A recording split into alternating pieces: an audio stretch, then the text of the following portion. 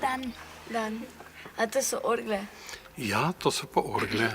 Največji inštrument na Slovenskem. A niso orgle v cerkvi, to pa ni cerkev. Največ orgel je v cerkvah, ja.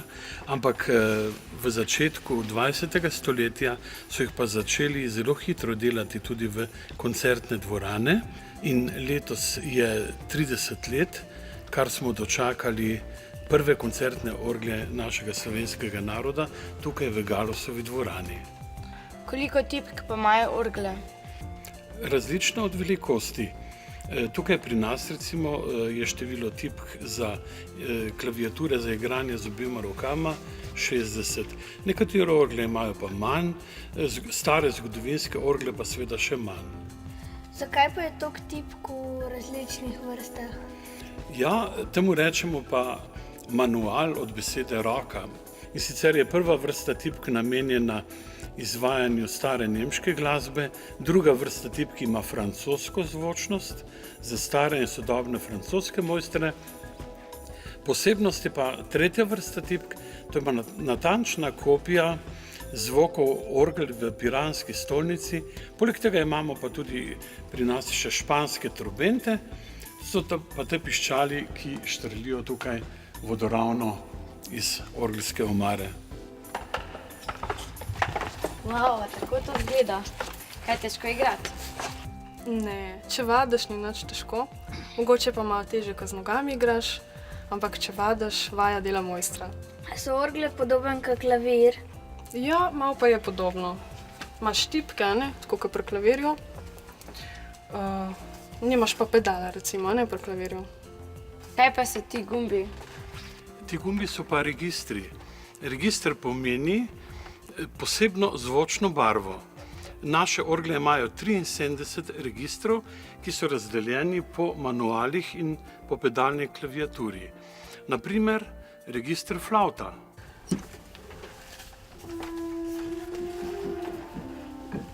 Ali pa trobenta.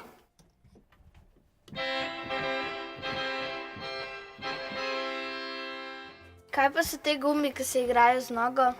To je pa pedalna klaviatura ali pedal in igramo na njo basovske zvoke, basovske tone.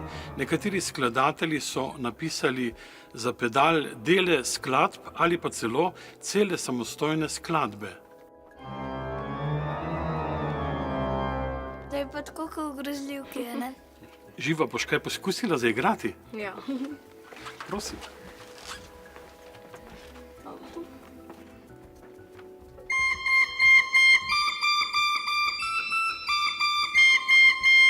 Lahko še jaz probam? Seveda. Na pedalno klaviaturo. Ja, lahko.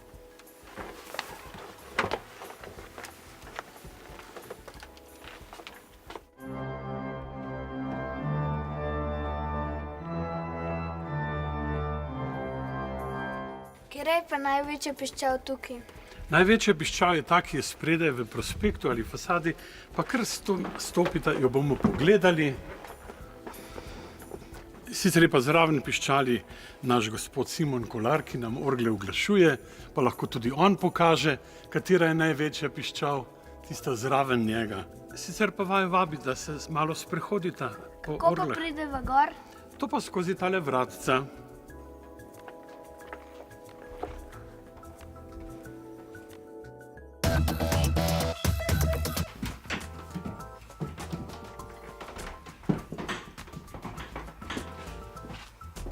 Koliko je veliko teh piščali?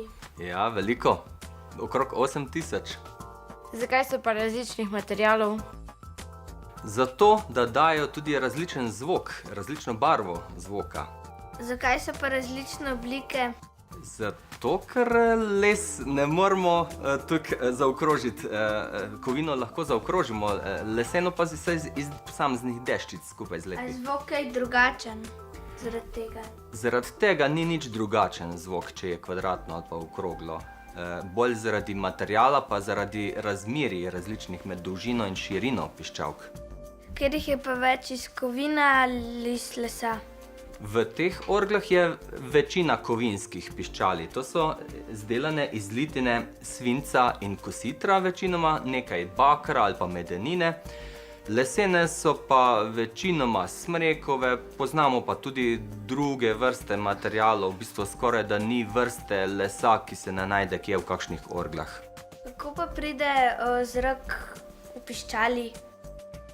Včasih se je gonilo meh na noge ali na roke, da smo tako veter dobili do piščalk. Zdaj pa večinoma vsake orgle več ali manj že imajo ventilator, ki proizvaja veter in ga potem po kanalih pošlje do sapnic. Ko organist pritisne eno tipko, se ta žička pomakne dol in se tale ventilček odpre.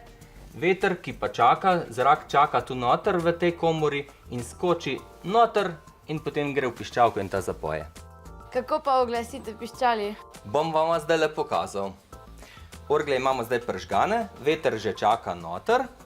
In zdaj, ko pritisnemo tipko, prosim, če pritisneš G3. Zdaj pa tukaj, če udarjam dol, slišite? Je razglašeno. Zdaj pa točno. Mišo, lahko zaigraš nekaj?